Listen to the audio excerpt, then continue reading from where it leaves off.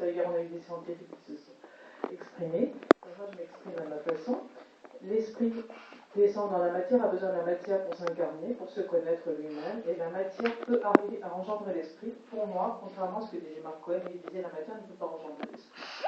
Or, après discussion avec des informaticiens, ils en sont à l'intelligence artificielle. J'ai discuté avec des informaticiens qui travaillent sur l'intelligence artificielle juste avant le colloque, comme par hasard, et ce sont des gens à la pointe de l'informatique actuelle qui travaillent avec les États-Unis, etc. Ils ne parlent plus d'intelligence artificielle, ils parlent de conscience artificielle.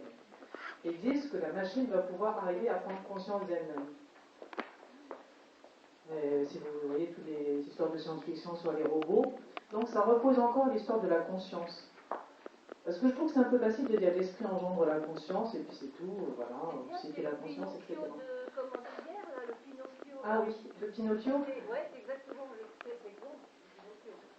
Pour moi, je pense que la matière peut arriver à prendre conscience d'elle-même, donc peut arriver à engendrer l'esprit. C'est une certitude intime. Alors après, je laisserai les scientifiques expliquer ça d'une façon ou d'une autre. Mais voilà, je voulais commencer. Donc je suis arrivée à cette conclusion que finalement la vie, elle s'engendre d'elle-même. À un moment donné, quand elle arrive à une certaine évolution, l'esprit s'incarne en elle et peut passer. Donc à ce moment-là, les deux théories, l'homme des seins du singe et Dieu a créé Adam et Ève, peuvent se réunir pour moi. À un moment, l'esprit peut s'incarner dans la matière quand elle a fait une certaine chemin d'évolution. L'évolution dans le sens juste, puisqu'effectivement, évolution, y a-t-il une évolution? C'était le débat encore d'hier, il n'y a pas d'évolution, tout est ici maintenant. Mais évolution dans un sens de, voilà, la matière commence petit à petit à s'éclore, à se développer, etc., etc. Donc voilà, ça c'est une porte que j'ouvre, donc on pourra, si des intervenants aujourd'hui veulent en parler, ils pourront en parler. En tout cas, là, nous devions faire notre première intervention sur la folie, parce que j'ai trouvé aussi que c'était très intéressant, parce que nous avons la chance d'avoir un psychiatre, psychanalyste et une voyante, ingénieure de formation qui est arrivée à la voyance par son chemin personnel, donc de voir la limite entre la folie, qu'est-ce que la folie, qu'est-ce que la raison, et puisqu'on a quelqu'un qui s'occupe de psychotique, parce qu'on n'appelle plus fou, hein, on dit psychotique, hein, c'est bien ça, on n'emploie pas ce terme de fou dans le milieu psychiatrique, c'est des psychotiques.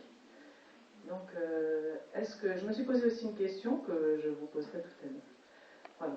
Donc, on va avoir ce débat avec ces deux personnes. Mais auparavant, Paul va nous proposer un petit exercice de méditation pour se réunir tous ensemble et s'harmoniser dans notre énergie pour se mettre en écoute, en réceptivité. À toi, Paul.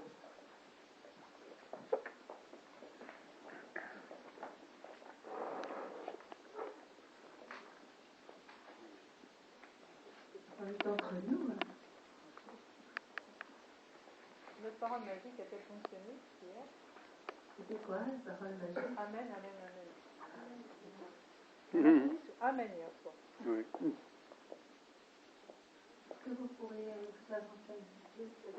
C'est ce que j'avais demandé, Sébastien, c'est toutes les chaises pour autour, comme ça.